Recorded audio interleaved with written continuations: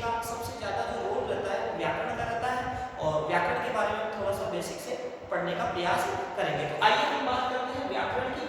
और व्याकरण जो है ये शब्द कैसा शब्द है, हमारे जनरली आदत क्या होती है व्याकरण को, आज हमने व्याकरण पढ़ी है ऐसा बोलते हैं, लेकिन ध्यान रखना व्याकरण जो शब्द है वह कैसा शब्द है, पुल्लिंग शब्द है। यानी कि जब भी हमें बोलना है या आपको कभी शिक्षक से पूछना है तो आपको ये पूछना है कि गुरुजी हमारा व्याकरण कब पूरा होगा, या फिर आप जैसे ऐसे बोल देते हैं कि सर भाई हमारी व्याकरण पूरी हुई नहीं, अभी तो हमारी व्याकरण अधूरी है। तो आज के बाद में आपको क्या ध्यान रखना है कि व्याकरण हमारा कैसा है, पुल्लिंग शब्द है। तो आप कैसे बोलेंगे कि हमारा व्याकरण अधूरा है, हमने व्याकरण पढ़ा है, हमें व्याकरण कब पढ़ाया जाएगा, इस प्रकार से आपको पढ़ना है। बात करें कि व्याकरण जो शब्द है इसकी व्युत्पत्ति, व्युत्पत्ति का मतलब क्या होता है, निर्माण। यानी ये व्याकरण जो शब्द है वो कैसे बना है। जैसे हम घर बनाते हैं तो घर में क्या क्या चीजें मिलाते हैं, ईंट है, कंकर है, पत्थर है, सीमेंट है, इन सबको मिला करके एक घर बनता है। तो वैसे इस व्याकरण शब्द में क्या क्या चीजें मिली हुई है, ये सब बना कैसे। तो हम बात करते हैं व्याकरण शब्द जो है वी और आ दोनों क्या है, उपसर्ग है, और करण शब्द के साथ जुड़ने से बना है। व्याकरण जो शब्द है कैसे बना है, वी आ और करण के योग से बना है। वी और आ दोनों क्या है, उपसर्ग है। अगर बात करें कि उपसर्ग कैसे है, तो दोस्तों ये उपसर्ग जो है ये है तत्सम उपसर्ग। कैसे उपसर्ग है, तत्सम उपसर्ग। आप लोगों के सर ये क्या होते हैं, तो तत्सम उपसर्ग क्या होते हैं। तत्सम उपसर्ग की बात करें तो तत्सम का मतलब होता है उसके समान। और आपको पता है जैसे मान लो कोई बच्चा है अपने माँ बाप पर जाता है तो क्या बोलते हैं, बिल्कुल सेम डिट्टो फोटोकॉपी है, यानी सेम टू सेम उसके जैसे। तो वैसे हमारी हिंदी जो भाषा है ये कहाँ से आई, ये संस्कृत से आई है। तो जो संस्कृत भाषा के उपसर्ग थे वही हमारे यहाँ आए हिंदी में, तो वो किस नाम से कहलाए, तत्सम उपसर्ग कहलाए। अगर बात करें तत्सम उपसर्गों की संख्या, तो तत्सम उपसर्गों की संख्या होती है 22। कौन कौन से होते हैं, अति, अधि, अपि, अपि, अनु, अव, अप, उत, उप, प्र, प्रा, परि, प्रति, नि, निर, निश, दुर, दुस, शम, सु, वि। इस प्रकार से ये 22 उपसर्ग होते हैं। ठीक है, ये कारण जो शब्द है ये करने के अर्थ में आता है, हमेशा ध्यान रखना किस धातु से बना हुआ, क्री धातु से। ये भी किसकी धातु है, संस्कृत की धातु है। और इसमें प्रत्यय की बात करें तो कौन सा लगा हुआ, अन प्रत्यय। इस प्रकार से व्याकरण शब्द का क्या होता है, निर्माण होता है। अब बात करें कि व्याकरण शब्द का अर्थ क्या होता है, तो व्याकरण शब्द का मतलब क्या होता है, देखो वी का मतलब विशेष रूप से, जैसे आप किसी ओकेजन पे कहीं शादी करने कहीं जाते हो, आपको कार्यक्रम में शामिल होते हो, तो जनरली हमारा लिबास थोड़ा सा अलग होता है, इतना हम तैयार नहीं होते। जैसे मान लो स्कूल पढ़ाने आ रहे हैं या पूरा दैनिक जीवन का कोई कार्य कर रहे हैं, ऑफिस जा रहे हैं, लेकिन कोई विशेष अवसर होता है, उस विशेष अवसर पर हमारा लिबास, आपने देखा होगा आका होता है चारों तरफ से, यानी घूम घूम के हम ड्रेसिंग रूम के सामने खड़े होकर के क्या करते हैं, हमारे लिबास को ठीक करने की कोशिश करते हैं। तो विशेष रूप से चारों ओर से, कारण का मतलब करना, क्या करना, शुद्ध करना, विशेष रूप से चारों ओर से शुद्ध करना, जिस इसका अर्थ होता है व्याकरण शब्द का अर्थ होता है। यानी कि अगर मैं इसको कह दूं कि इसका मतलब क्या हुआ, तो इसका मतलब होता है पूर्णतः शुद्ध, किसी भी प्रकार की कोई त्रुटियां इसमें नहीं बची हो, उसे हम क्या कहते हैं, व्याकरण। इट मींस व्याकरण में क्या सिखाता है, दुनिया की कोई सी भी लैंग्वेज हो, दुनिया की कोई सी भी भाषा हो, उस भाषा को शुद्ध पढ़ना, शुद्ध लिखना और शुद्ध बोलना सिखाता है। उसमें किसी भी प्रकार की कोई त्रुटि छोड़े नहीं। यही तरीका जो है वो क्या है, हमें व्याकरण सिखाता है। चलो इस शब्द की बात हो गई, बढ़ते हैं आगे। तो हमने बात करी कि व्याकरण क्या होता है। तो आपसे ये पूछा जाए कि व्याकरण कहते हैं किसे, व्याकरण की परिभाषा क्या है, तो मैंने ओरली आपको बता दिया कि जैसे हमारे भारत को चलाने के लिए, पूरे देश के लिए एक नियमों की पुस्तक बनाई गई है, कौन सी, constitution, constitution of India, Bharat का संविधान। पूरे सारे कार्य सरकारें, हम अधिकारी किसके अनुसार काम करेंगे, संविधान के अनुसार काम करेंगे।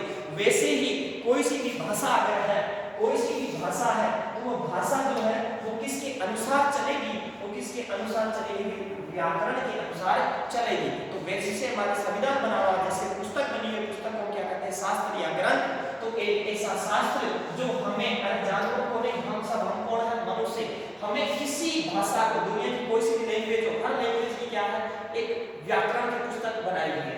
तो भाषा को शुद्ध बोलना, कैसा, शुद्ध बोलना, शुद्ध लिखना और शुद्ध पढ़ना सिखाता है, उसे हम क्या कहते हैं, व्याकरण कहते हैं। अब बात करें कि जब भी हम व्याकरण को सीखने का प्रयास करते हैं तो व्याकरण को कितने भागों में, कितने अंगों में बांटकर पढ़ते हैं। तो सबसे पहले बात करें तो व्याकरण को सबसे पहले सीखने के लिए छोटी सी पाठ में जाते हैं, तो होता है वर्ण विचार, उसके बाद में शब्द और उसके बाद में वाक्य विन्यास, से हम विचार भी कर सकते हैं, वाक्य विज्ञान। तो व्याकरण को 3 भागों में बांटकर हम पढ़ते हैं। अब बात करते हैं कि व्याकरण भाषा के लिए काम में आता है, तो भाषा कैसे कैसे मिलकर बनती है, इसको हम कहते हैं यूनिट्स, जिसको हम क्या बोलते हैं, यूनिट्स। भाषा के यूनिट्स आपके चैप्टर में भी आता है, यूनिट फर्स्ट में 4 चैप्टर, यूनिट सेकंड में 4 चैप्टर, यूनिट थर्ड में 4 चैप्टर, और इस प्रकार से आपकी परीक्षा की योजना तैयार की जाती है। तो भाषा को जो मिलाने के लिए छोटी छोटी इकाइयां, उनको क्या कहते हैं, यूनिट्स। भाषा की सबसे छोटी के लिए आता है लघुत्तम यानी स्मॉलेस्ट।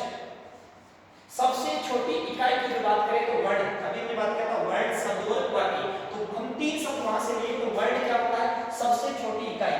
फिर बात करें हम भाषा यानी कि हम जिसको बोल करके अपने विचारों का आदान प्रदान कर रहे हैं, तो हम 2 टाइप से कर सकते हैं, या तो बोल करके या लिख करके। देखो मैं आपको बोलकर समझा रहा हूँ और साथ में साथ लिख कर भी समझा रहा हूँ। तो जो बोल करके जो भाषा प्रकट की जाती है उसकी सबसे छोटी इकाई कौन सी है, ध्वनि, साउंड। और लिख करके जिस भाषा से हमारे विचारों का आदान प्रदान किया जाता है उसकी सबसे छोटी इकाई कौन सी है, वर्ड।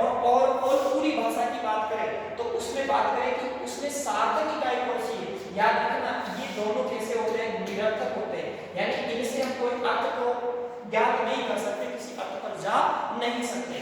और सार्थकता की बात करें कि जिससे हमें कुछ अर्थ समझ आता है, तो वो कहां से शुरू होता है दोस्तों, ये शब्द से शुरू होता है। कहां से शुरू होता है, शब्द से। यानी कि भाषा का अर्थ हम किससे लेना शुरू कर देते हैं, शब्द से। और भाषा कहां जाकर के अपना पूरा अर्थ प्रकट कर देती है, वो होता है वाक्य, जिसे हम सेंटेंस बोलते हैं। अब बात करोगे सर आपने ध्वनि, वर्ण, शब्द, ये सारी बातें तो बता दी, लेकिन ये है क्या, ये है ध्वनि। ध्वनि क्या है, मेरे मुंह से जो कुछ साउंड निकल रहा है, जो उसको आप सुन पा रहे हो, आप समझ पा रहे हो, वो साउंड क्या है, वो आवाज क्या है, ध्वनि।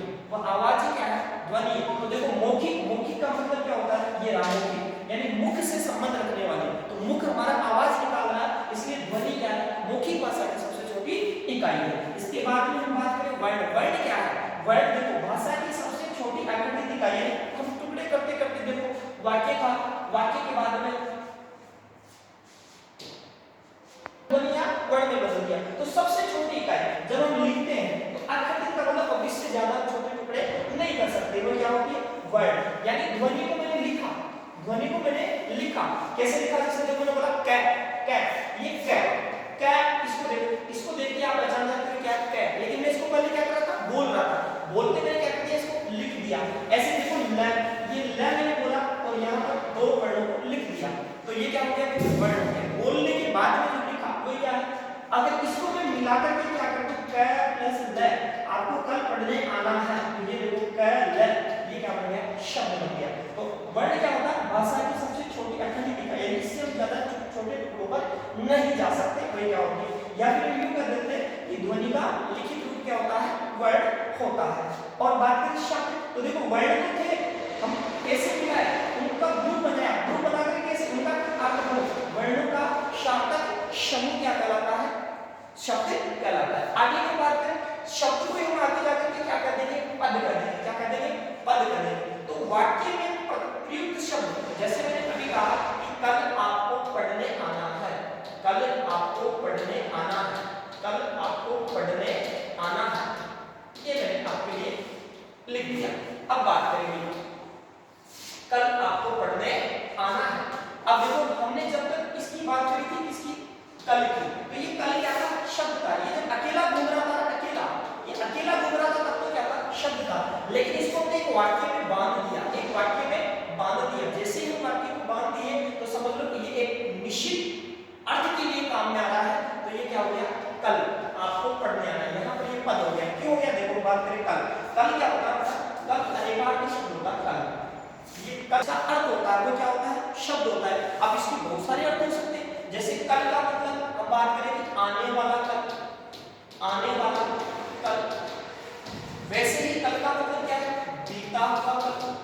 आपने देखा होगा कल का मतलब दिन, यहाँ पर कल की जगह दिन लिखोगे और बेहतर रहेगा, क्योंकि आपको समझ आ जाएगा कि कल की बात कर रहे हैं। ऐसे ही आपने देखा होगा जब झरने का पानी चलता है तो आवाज कैसी करता है, कल कल। इसका मतलब क्या है, ये आवाज भी करता है, इसका मतलब ये ध्वनि भी है। ऐसे हम बात करते हैं कि हमारी गाड़ी चलते चलते खराब हो जाती है, उसके अंदर से क्या खराब हो जाते हैं, कल पुर्जे खराब हो जाते हैं। तो कल पुर्जे खराब हो गया का मतलब इसका क्या हो गया, मशीन भी हो गया। वैसे ही हम बात करें कल का मतलब क्या होता है, हम बात करते हैं कि यार मुझे रात को नींद नहीं आई और मुझे रात को दर्द हुआ जिससे मेरे को कल नहीं मिल रहा था, लेकिन मैं सुबह जाकर के दवाई लिया, उससे मुझे क्या मिल गया, कल मिल गया। कल मिल गया मतलब क्या है, आराम या छेद। अब देखो हमने बात की कि शब्द क्या होता है। शब्द क्या होता है भाई, शब्द वो होता है जो वर्णों का समूह होता है और उसका कोई ना कोई अर्थ होता है। अब हमारे दिमाग में अब तक तो क्या ही करता था, कल का मतलब जो आया या गया वो दिन, लेकिन कल का और भी अर्थ होता है, लेकिन इसी को हमने क्या बना दिया भाई, पद बना दिया। क्या बना दिया, पद बना दिया। और पद किसमें आता है, आपको मैंने बताया कि वाक्य के अंदर अगर इसको बांध देते हैं। अब ये यहाँ तो बताओ क्या आप इसका अर्थ मशीन ले सकते हो, नहीं ले सकते।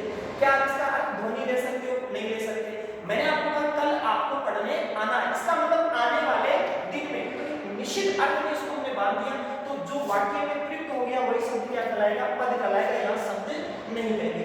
ये इनमें छोटी छोटी अंतर थी, छोटी छोटी बातें थी, ये आपको ध्यान रखना है, ठीक है। तो वाक्य में प्रयुक्त शब्द या वाक्य में प्रयोग करने योग्य शब्द या परसर्ग, परसर्ग की बात करें तो परसर्ग कहते हैं बेटा, परसर्ग कहते हैं कारक चिन्हों को, इसको कहते हैं कारक चिन्हों को। इसकी भी हम बात कर रहे थे, कारक चिन्हों को। कारक चिन्ह क्या होता है, कारक चिन्ह, जिसे हम बोलते हैं कर्ता ने कर्म को कर्ण से द्वारा संप्रदान के लिए अधिकरण संबंध तक जो बात करते हैं, ये सारे कारक चिन्ह हैं। जैसे हम बात करें, जैसे हमने कहा यह है बालक, एक शब्द है, बालक एक शब्द है, बालक क्या है, शब्द है, तो बालक शब्द है। अब हमने कहा कि इसको पद बनाओ भाई, अब मैं कह दूं कि दो, देखो दो बालक ने खिड़की, दो बालक ने खिड़की तोड़ी। आप ऐसे क्यों मजाक कर रहे हो, ये बालक थोड़ी होगा, ये क्या होगा, बालकों होगा, बालकों होगा, बालक नहीं होगा। तो आप खुद ही बोल दिया, ये ने क्या है, कर्ता ने, कारक चिन्ह जोड़ेंगे तो शब्द में कहीं ना कहीं कोई थोड़ा बहुत परिवर्तन होगा, थोड़ा बहुत परिवर्तन होगा। तो ये क्या बन गया, ये वाक्य में प्रयोग करने योग्य बन गया, ये वाक्य में किसी प्रकार की गलती नहीं बची है, त्रुटि नहीं बची है। तो यहाँ पर ये क्या बन गया, परसर्ग युक्त है। शब्द क्या था, देखो बिना परसर्ग का था, इसके साथ में कोई कारक चिन्ह नहीं जोड़ा था, लेकिन जैसे हमने इसके साथ में परसर्ग जोड़ा तो परसर्ग जोड़ते ही ये क्या बन गया, पद बन गया। ये क्या बन गया, पद बन गया। तो आशा करता हूँ आपको शब्द पद में अच्छे से अंतर समझ आ गया होगा। Thank you. और ऐसे ही पढ़ने के लिए आप ज्वाइन कीजिए हमारा best Subhash coaching centre Dhoinda, Subhash school के तत्वाधान में। आप सभी साथियों मित्रों का स्वागत है, आप आइए और ऐसे ही बेहतरीन टीम के साथ आप पढ़ने का प्रयास कीजिए। All the best.